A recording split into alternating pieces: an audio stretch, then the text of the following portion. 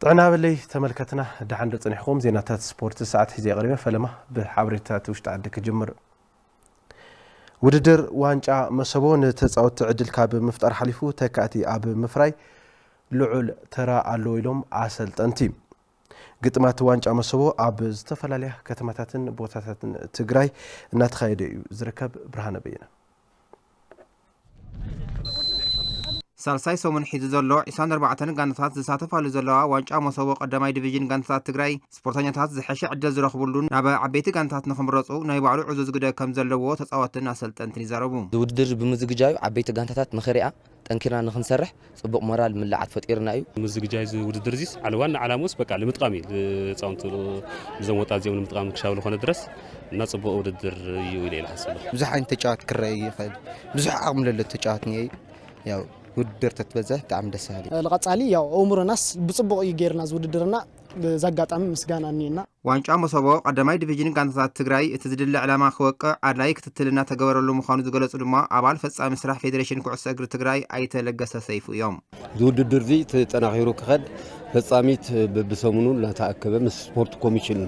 ኮይኑ መርሃ ግብር ነዲፍና ኢና ንንቀሳቀስ ለለና ጽቡቕ ለኾነ ምልዓዓል ይለሎ ከተማታትን ወረዳታትን ማለት እዩ ኣብቲ ውድድር ዝተረኸቡ ኣካባቢ ኮሚቴ ውድድር ስፖርት ለካቲት 11 ኣይተካሳሆን ሙሉ ጎና ጎኒ ዋንጫ መስቦ ንድምቀት ለካቲት ዝተፈላለዩ ውድድራት ከም ዝካየድ ይገልጹ መበል 50 ዓመት ወርቃዊ ዩቤልዩ ልደት ዘወየና ሓርነት ትግራይ ንምጅማር ዝተወደ ቃልሲ ህዝቢ ትግራይን ምኽንያት ብምግባር ካብ የካቲት ክስካብ የካቲት ዝተፈላለዩ ንጥፈታት ኣብ ኩሎም ስፖርታዊ ምንቅስቃሳት ነቲ በዓል ድምቀት ክኸውን እናኸወርና የመጺና ኢና ጀሚርና ዘለና እግሪ ኩዕሶ ኣብ ቀጻሊ ኣብ ኩሎም ዓውደ ስፖርት ኢና ክንነጥፍ ሰላምናውን ክሰጥም ሓድነትናውን ክጥንክር ክብርኽ በዘቢልና ሕቶታት ትግራይውን ክንምልስ መጻእ ትግራይውን ብሩኽ ክንገብር ዓብይ ተራ ኣለዎ ኢለ ዝኣምን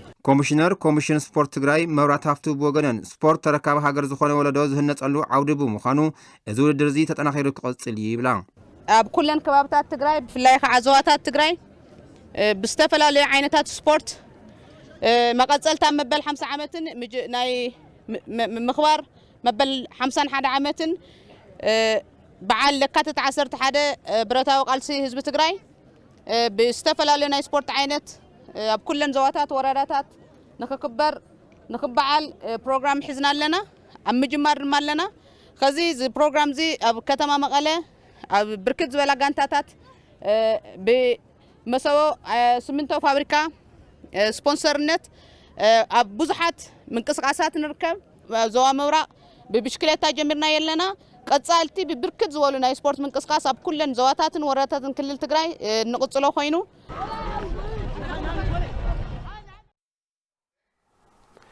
ኣብ ከተማ ሽረ እንዳስላሰ ክካየድ ዝቐነ ውድድራት ስፖርት ተዛዚሙ ካብ ታሕሳስ 26 ጀሚሩ ክካየዱ ዝጽንሑ ዞም ውድድራት ስፖርት ብሽክሌታን ኩዕሶ እግርን ዝበዝሐ ግዜ ዝሸፈኑ ነይሮም ከምዚ ዓይነት ውሽጣዊ ውድድራት ተጠናኺሮም ክቕጽሉ ይግባእ ዝብሉ ተሳተፍቲ እቲ ውድድር ኮይኖም ኣተሓበርቲ እቲ ስፖርታዊ ውድድራት ብወገኖም ስፖርታዊ ውድድራት መናእሰይ ካብ ወልፍን ዘይተደለዩ ነገራት ንምርሓቕ ገድኦም ዕዙዝ ኢሎም ተሳተፍቲ ውድድር ኣብ መወዳእታ ሽልማቶም ረኺቦም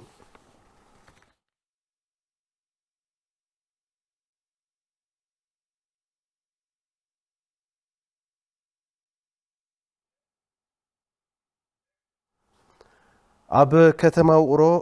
ውድድር ሰገናት አትሌቲክስ ትግራይ ካብ ጥሪ 5 ጀሚሩ ክካየድ ብዛዕባ እዚ ጉዳይ ድማ ገብረ እግዚአብሔር ታደለ ካብ 5 ክሳብ 11 ጥሪ 2018 ዓመተ ምህረት ውድድር ሰገናት አትሌቲክስ ትግራይ ትሕቲ 17 ዓመት ባሰነዳነት ከተማ ውቅሮ ከም ዝካየድ ፌደሬሽን አትሌቲክስ ትግራይ ፍሊጡ ባዕለሙያ ቴክኒክ ፌደሬሽን አትሌቲክስ ትግራይ ጌታቸው ማሞ ኣብቲ ውድድር ብበዝሒ ስፖርተኛታት ክሳተፉ ብምሕዳር ወረዳታትን ከተማታትን ጠመት ሄበን ክሰርሓሉ ከም ዝግባእ ይሕብሩ ሎም ዓመት 6 መርሃ ግብር ኣለና ኣብዚ 6 ናይ 2018 ኣብ ነሓስ ወፂና ለኩለን ወረዳ በቲና ኢና ውድድር ዝካየድ ዘሎ ናይ ትራንስፎርሜሽን በቃ አንደር 70 ዘሎ ፕሮጀክት ዓሰ ተበግሶ ትራንስፎርሜሽን መጽን ክዋዳድሩ መንገድ ባይታ መፍጣሪ እዚ ድማ አውዚውን ወረዳታት ነዚ ውድድር ዚ ሪኡ በጀት መዲው ቶም አትሌታት ናብቱ ዝለ ቦታ መጽኦም ክዋዳድር ምግባር ድማ ናይቲ ወረዳ ጻዕሪ ይኸውን ሃገራውን ካብዚ ይወስለው እዮም ረእሞም እዮም ብቕዓቶምን ክእለቶም ናርእዎም ካብ ዘዝኒ እዚ ይወስለው እዮም ሓዚ ለወስሩ ካብ ናይ ሸገር ሲቲ ሕዝ ጀሚሩ አዲስ አበባ ዙሪያ ማለት ነው ኦልሞስት 20 ገለመለን ካብ ተጋድሎ ወሰዱ አትሌታት ሰአን በጀት ስፖርተኛታት ካብ ውድድር ይተርፉ ከም ዘለው ጸቀሱ ጌታቸው ማሞ ዝምርከቶም አካላት ቁራሕታ ክገብሩሉ ከም ዝግባ የርዱም ብውልቀ ክሳተፉ ዝኽእሉ ተወዳደርቱውን እትዕድል ከም ዝወሃቦም የገንዙም ብሰንኪ ባጀት ዝተርፍ መንእሰይ ወይ ፕሮጀክት ማዓት አትሌታት እዮም ዘለውና ብግሎም ዝዋዳደርኩ ማዓት ለውናኩ ብግሎም ሕዝ ኦፕን ጌርና ንዋድሮም ኢና ለምንታይ ሙዚክ ድሌትለኒ ናወልና መጻካ ብሎክ ይትገውረን ወይ ወረዳ ወኪልካ መጻክ ትውለ ይተኸለን ኣብ ትግራይ ካብ ዝርከቡ ፕሮጀክታት አትሌቲክስ ብሉጻት አትሌታት ነክበውዑ ፌደሬሽኖም ክትትል ይገብር ከም ዘለ ድማ ይገልጹ ክልል ብርኪ 8 ፕሮጀክት ለዋና ትራንስፎርሜሽን በክልል ተጣሻ አድም ሕጂ ተጣሽን ዝነበራ حزون بقدم إلى عندما بإثيوبيا فيدراسيون تتعشى عندما شمون تلونا توتال 16 شلونا عرسة تبقصة بوزحتين عرسة تبقصة كاب عسران كلتن بروجكت لوانا عرسة تبقصة ناشدش بروجكت عد كل مسك بهاجر جن شمون تنا كافرينا مغنياتهم من ينتقني سنون يفلتنا كيز مقنسون يفلتنا